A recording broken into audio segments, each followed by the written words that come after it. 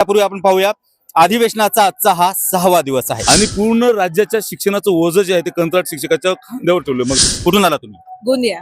कुठून आलात आपण? सर भंडारा मधून आले. अच्छा, काय वाटतं तुम्हाला आताचं जे सरकार आहे, आताचं सरकारचं धोरण आहे, काय सांगा?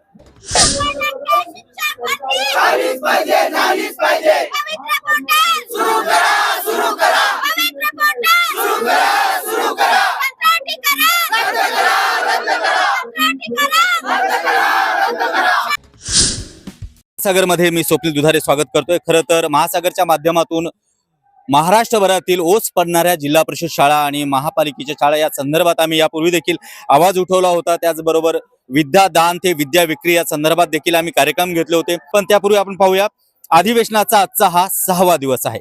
अधिवेशन सुरू आहे आणि अधिवेशन बंद होण्याच्या देखील मार्गावरती आहे, कारण उद्या रविवार असल्यामुळे बरेचसे मंत्री किंवा इतर जे नेते मंडळी आहेत ते आपापल्या गावाकडे रवाना होत आहेत. सगळ्या फाईल गुंडाळल्या गेल्या आहेत, काही फाईल तर ओपनच केला नाही असं देखील या ठिकाणी आमच्या सूत्राकडून कळालं आहे. आपल्यासोबत काही शिक्षक आहेत, काय सांगाल तुम्ही की हे आंदोलन कशासाठी, काय मागण्या आहेत तुमच्या? सर, आम्ही बेरोजगार भावी शिक्षक आहेत. एका बाजूला शिक्षक जे आहेत त्यांना सुप्रीम कोर्टाने एक रिट जी काही सिव्हिल अपील होती त्याच्यानुसार 1385/2025 नुसार शिक्षकांना टीईटी बंधनकारक केले आणि पूर्ण राज्याच्या शिक्षणाचं ओझं जे आहे ते कंत्राट शिक्षकाच्या खांद्यावर ठेवलं. मग लाडके भाऊ असो, मग इतर कुठलेही कंत्राट असो, जवळपास राज्यामध्ये 75,000 कंत्राट शिक्षक आहेत. आणि दुसऱ्या बाजूला राज्यामध्ये आम्ही 20-20, 10-10, 15-15 वेळा टीईटी शिक्षक पात्रता परीक्षा, सीटीटी पात्रता परीक्षा जी आहे ते पास आहोत आणि आज शिक्षक व्हावं यासाठी रस्त्यावर बसलोय. पण आज जवळपास 6वा दिवस सुरू आहे आंदोलनाचा आणि अधिवेशनाच्या पहिल्या दिवशी आम्ही एक एल्गार मोर्चा काढला होता विधान भवनावर. तो आमचा पहिला मोर्चा होता. 1,500 आम्ही अभियोगताधारक होतो आणि शिक्षण मंत्री महोदयाने तात्काळ त्याची दखल घेतली. पण आमच्या ज्या मागण्या होत्या त्या मात्र 100% मागण्या पूर्ण केल्या नाही. एक प्रामुख्याने जी महत्वाची मागणी होती, जे की कमी पटाच्या शाळा या जिल्हा परिषदेच्या राज्यामध्ये बंद करतायत नवीन संच मान्यता धोरणानुसार, आणि तत्कालीन शिक्षण मंत्री जे होते त्याच पक्षाचे होते, ज्यांचे नवीन शिक्षण मंत्री आल्यावर जवळजवळ 4-5 निर्णय जे आहेत ते रद्द बाहेर केलेले आहेत. दादासाहेब भुसे यांनी, केसरकर साहेबांनी काढलेले निर्णय हे नवीन संच मान्यता धोरण होता. सोबतच कंत्राट शिक्षक भरती आणि सोबतच समूह शाळा योजना, ज्याच्यामध्ये कमी पटाच्या शाळा एकत्र क्लस्टर केले जाते, त्याला गोंडस नाव दिलं जाते आणि तिथले विद्यार्थी जे आहेत संवैधानिक जो काही मूलभूत अधिकार आहे शिक्षणाचा तो त्या ठिकाणी पायमल्ली केली जाते, आरटीआय ऍक्टची पायमल्ली केली जाते आणि विद्यार्थ्याचं शिक्षण जे आहे त्या ठिकाणी नष्ट केलं जाते. असं जे धोरण आहे ते असंवैधानिक सरकार असंवैधानिकरित्या त्या ठिकाणी काम करते आणि जिल्हा परिषदेच्या शाळा बंद करते. काटकसरीचं धोरण म्हणून 2,000 कोटी नसल्या कारणाने या शाळा बंद करते. मात्र या मंत्र्यांचे लाखो करोडो रुपयाचे घोटाळे आहेत, त्या ठिकाणी मात्र काटकसरीचं धोरण करताना दिसत नाहीत. अगदी अगदी तुमचं हे म्हणणं कळलंय की सरकार कुठेतरी करतं. आपल्या सोबत महिला शिक्षक आहेत, कुठून आला तुम्ही? गोंदिया. काय मागण्या आहेत तुमच्या?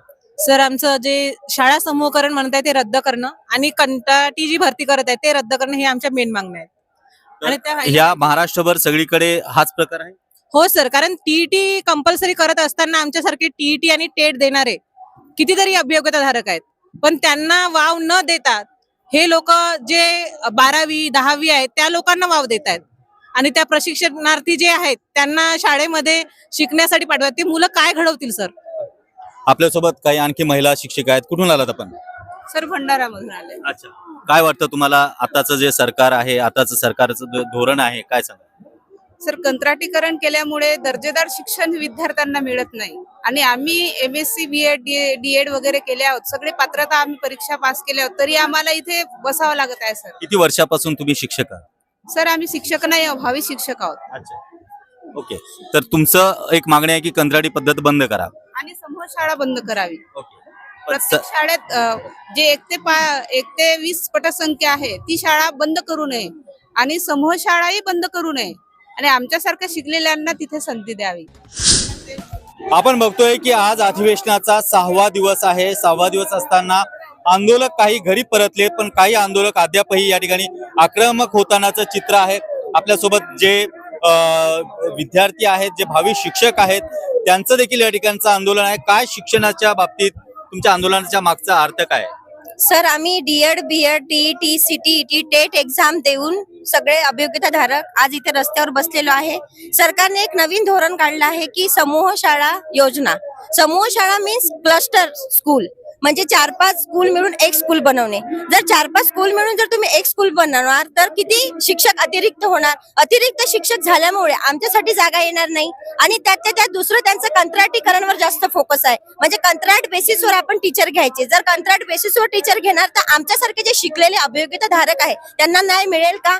आमचं शिक्षण मंत्र्यांशी बोलणं झालं, त्यांच्याकडून आम्हाला काही चांगला प्रतिसाद मिळालेला नाही. म्हणून आज आम्ही 8 तारखेपासून इथेच बसलेलो आहे आणि आम्हाला शिंदे सरांशी किंवा मुख्यमंत्री यांच्याशी भेट करून द्यावी आणि आमचे जेही प्रॉब्लेम आहे ते त्यांनी सॉल्व्ह करावे. समूह शाळा योजना आणि कंत्राटीकरण हे दोन्ही प्रकरण त्यांनी बंद करावे आणि जे नवीन संच मान्यता धोरण आहे ते सुद्धा रद्द करावे.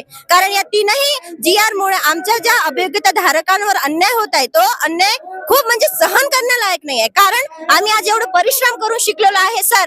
आमचे आई बाबा खूप गरीब घरचे आहे. आम्ही गरीब घराण्यातून आलेलो आहे, शिकलेलो आहे. पण आज असं रस्त्यावर बसावं लागत आहे. आम्हाला शिक्षक भरती करा म्हणून भीक मागा लागत आहे. हे काही चांगलं धोरण आहे का शिक्षणाचं?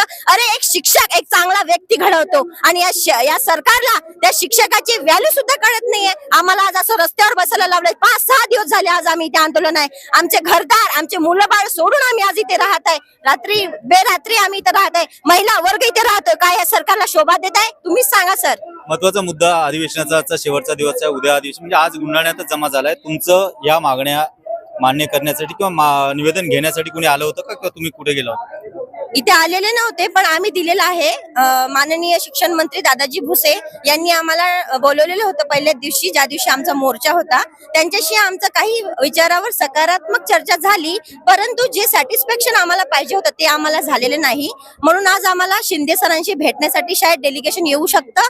जर त्यांच्याशी आमची चांगल्या प्रकारे वार्तालाप झालं तर आम्ही आजच आमचा समारोप करून घेऊ. अगदी बरोबर आहे. आपण पाहतो की या ठिकाणी बरेचसे जे भावी शिक्षक आपल्यासोबत आहेत. काय सांगाल तुम्ही? सर, मूळ मुद्दा एकच आहे की कंत्राटीकरण पूर्णपणे रद्द करा. जे क्लस्टर योजना, जे शाळा समूह योजना आणल्यामुळं ग्रामीण भागातलं शिक्षण व्यवस्था उद्ध्वस्त केली यांनी. म्हणजे गरिबांचे पोरं शिकलेच नाही पाहिजे का? यांच्या मागे झेंडे देऊन फिरले पाहिजे का? ही यांची मानसिकता आहे का? आम्हाला ते उत्तर दिले त्यांना लेखी स्वरूपात. विधानसभेमध्ये डायरेक्ट सांगा आम्हाला शाळा शिक्षणच सुरू करायचं नाही, आरोग्यावर कामच करायचं नाही, आम्हाला फक्त कार्यकर्ते निर्माण करायचे आहेत. हे आहे का? गरिबांच्या शाळा बंद करायच्या, गरिबांचे ज्यांचे शिक्षण परवडत नाही, शाळा ग्रामीण भागातल्या जिल्हा परिषद शाळा बंद झाल्या तर काय भीक मागायची का आम्ही गरिबांची मुलं? पण एकतर त्यातल्या त्यात दूर गावाला जाऊन 5 किलोमीटर शाळा असते, गरीब ते मुलं ते शिक्षण बंद होईल, मुलींचा तर विषयच नाहीये. मग ड्रॉप आउट शॉपच वाढणार ना. मग शिक्षण मग फक्त घोषणाबाजी करायचं, आम्ही नवीन शैक्षणिक धोरण लागू करतोय, शिक्षण व्यवस्थेमध्ये सुधारणा करतोय, डिजिटल शिक्षण देतोय. कुठे डिजिटल शिक्षण? इथं शाळा बंद करायला लागलं तर डिजिटल कुठून आलं? ह्या मुद्दे आहेत म्हणून आम्ही तर एकत्र लढतोय. अगदी महत्वाचा मुद्दा असा आहे की शिक्षणाकडे शासनाचं कुठंतरी लक्ष नाही आहे आणि त्याचबरोबर आज शाळा ज्या पद्धतीने बंद पडतात, कंत्राटी ज्या पद्धतीने शिक्षक भरल्या जातात, त्यामुळे या सगळ्या भावी शिक्षकांवरती वाटतं. काय सांगाल? सर, आम्ही सुशिक्षित पात्रताधारक भावी शिक्षक आहोत आणि आमचा हा जो लढा आहे हा फक्त आम्हाला रोजगार मिळावा याकरिताच नाही हा. तर इथे जे गरीब जनता आहे, आपल्या देशाची जी गरीब जनता आहे, त्या मुलांना व्यवस्थित शिक्षण मिळालं पाहिजे. कारण संविधानाने त्यांना तो हक्क दिलेला आहे की त्यांना गुणवत्तापूर्ण शिक्षण मिळालं हवं. पण सरकारची त्यावर जी नकारात्मक भूमिका आहे त्याकरिता आम्ही इथे सरकारला ठणकावून सांगायला आलो आहे की प्रत्येक मुलाला दर्जेदार शिक्षण देणं हे तुमचं कर्तव्य आहे. तुम्ही त्या पदावर बसलेले आहे. इथले कुठलीही गावातली कुठलीही शाळा या सरकारला आम्ही बंद करू देणार नाही, कारण तो मुलांचा अधिकार आहे.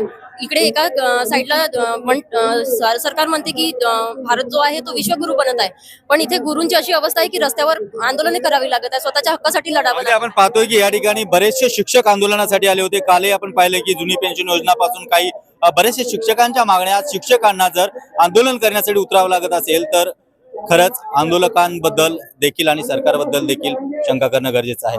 आपण पाहतोय की हे सगळे शिक्षक भावी शिक्षक आहेत. यांना न्याय मिळतं का? कारण अधिवेशनाचा शेवटचा दिवस आहे. आपण पाहूयात याकडे शासन कितपत लक्ष देतं.